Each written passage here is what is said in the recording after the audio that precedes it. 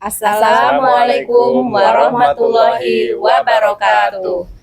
Salam Guru Penggerak. Perkenalkan, kami calon guru penggerak Angkatan 9. Kami akan melakukan demonstrasi kontekstual modul 2.3 mengenai coaching supervisi akademik yang terdiri dari 3 peran, yaitu observer, coach, dan coachee. Saya Puji Suryaningsih akan berperan sebagai observer. Rekan-rekan saya Imaduddin sebagai coach, dan rekan saya Imas Kusmiati sebagai coachee. Terima kasih. Selamat menyaksikan. Assalamualaikum Pak Imat. Waalaikumsalam Bu Puji. Gimana kabarnya Pak Imat? Alhamdulillah baik. Gimana Bu Puji kabarnya? Alhamdulillah sehat ya.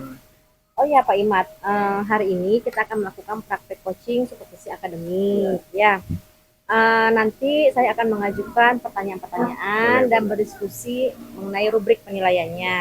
Nah, ketika nanti praktek coaching, saya akan mengamati dan menilai apakah Bapak coachingnya sudah sesuai dengan alur cerita atau belum.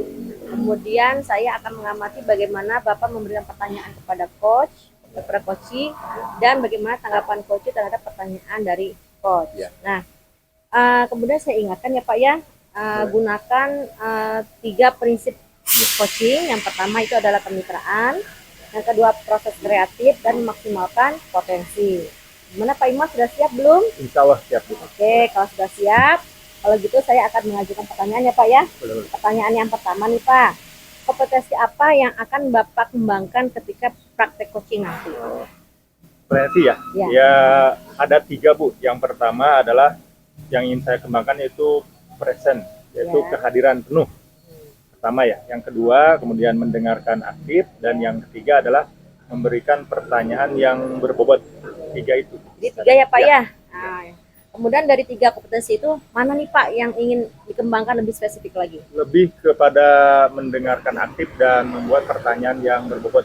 Oke. 2. Dari 2 ya. Jadi berkurang ya Pak, Ya, jadi 2 ya. yang jadi 2. Nah, dari 2 kompetensi ini mana kira-kira indikator apa yang Bapak harapkan?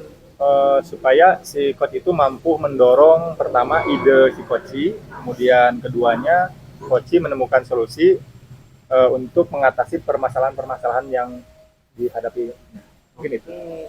Oke Pak, kalau begitu silahkan Bapak melakukan coaching. Ya. Mudah-mudahan lancar dan sesuai dengan harapan. Amin, insya Allah. Terima kasih ya Pak. Ya, sama-sama. Assalamualaikum warahmatullahi wabarakatuh. Waalaikumsalam Pak. Gimana kabarnya Bu? Alhamdulillah baik. Bapak sendiri gimana? Sehat Pak? Insya Allah baik Bu. Alhamdulillah. Kemarin Ibu kan menghubungi saya, ada apa ya? Oh iya, mohon maaf ya Pak, barangkali mengganggu aktivitas Bapak. Saya sebenarnya ada yang mau dibicarakan terkait permasalahan yang saya alami, Ya. yang ya sedikit mengganggu ketenangan hati saya gitu Pak. Oh, ya. Apa masalahnya sih sebenarnya Bu? Ya saya itu ada permasalahan terkait dengan pembelajaran di kelas gitu Pak. Saya ingin berbagi pengalaman dengan Bapak, siapa tahu Bapak pernah mengalami hal itu dan sudah menemukan solusinya gitu Pak. Penyebabnya apa Bu? Itu permasalahannya itu?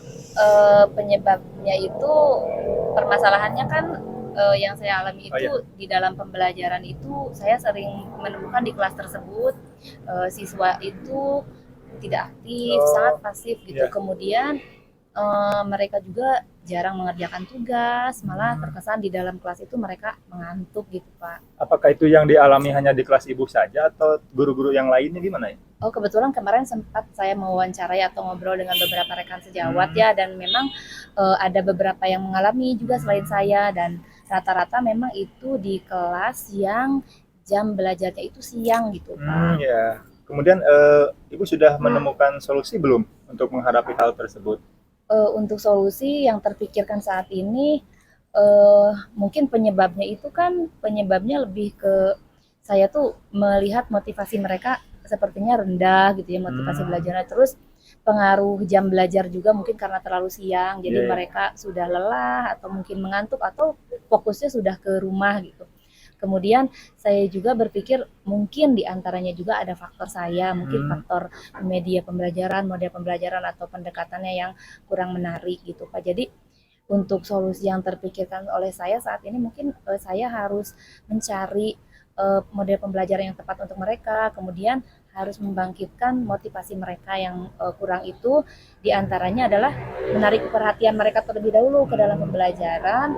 Caranya mungkin dengan menyisipkan semacam games atau ice breaking gitu, Pak. Oh, jadi Ibu sudah mengonsep strategi ya untuk menghadapi Ya, hal tersebut? untuk strateginya seperti yang saya sampaikan tadi, sepertinya saya akan menyiapkan beberapa games atau ice breaking supaya kelas menjadi aktif, hidup gitu, Pak.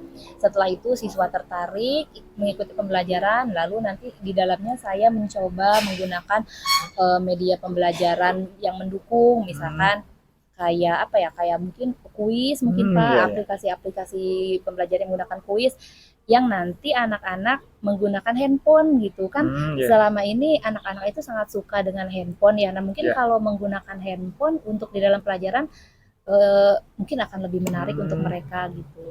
Kalau strategi itu ada hambatannya nggak, Bu? Hambatan yang anak? Hambatannya mungkin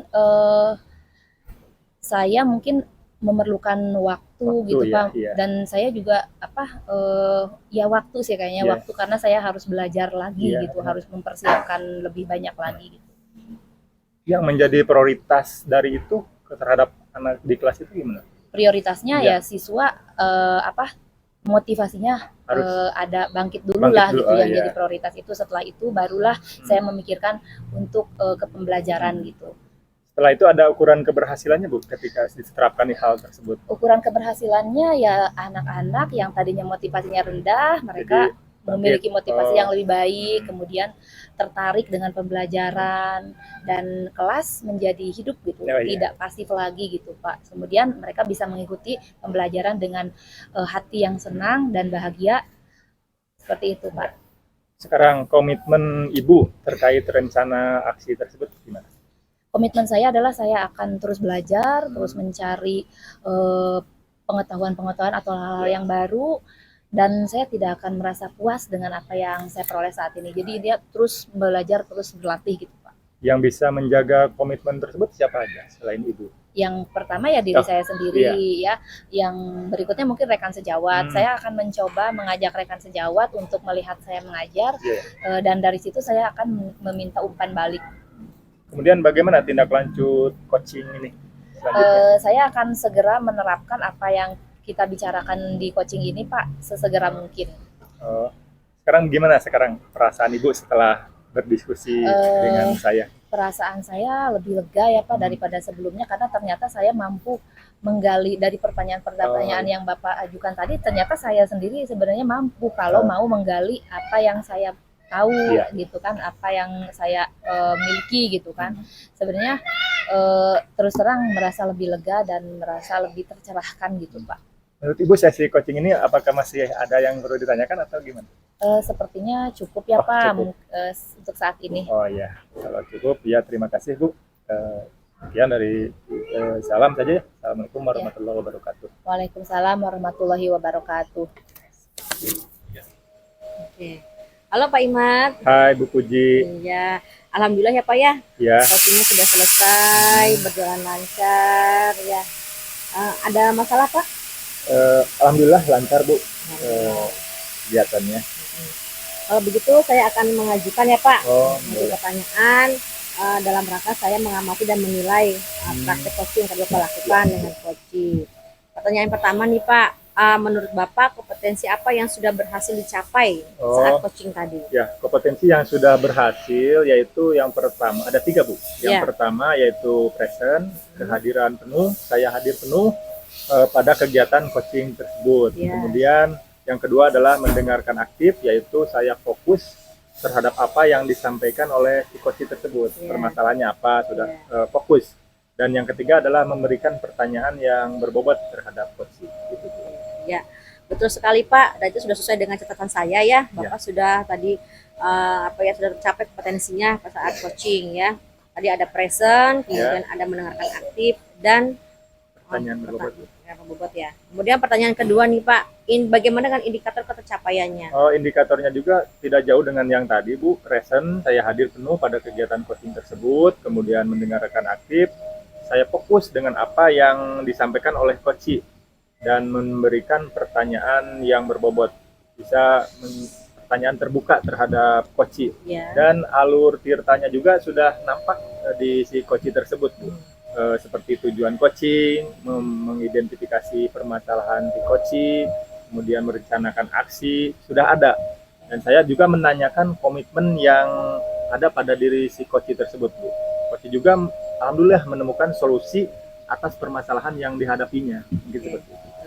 Iya Pak, cocok sekali nih Pak, gitu kan dengan apa yang Bapak sampaikan dengan catatan saya ya, ternyata memang benar bahwa coaching yang Bapak praktekkan tadi sudah sesuai ya dengan alur tirta, yaitu ada tujuan, identifikasi, rencana aksi dan tanggung jawab.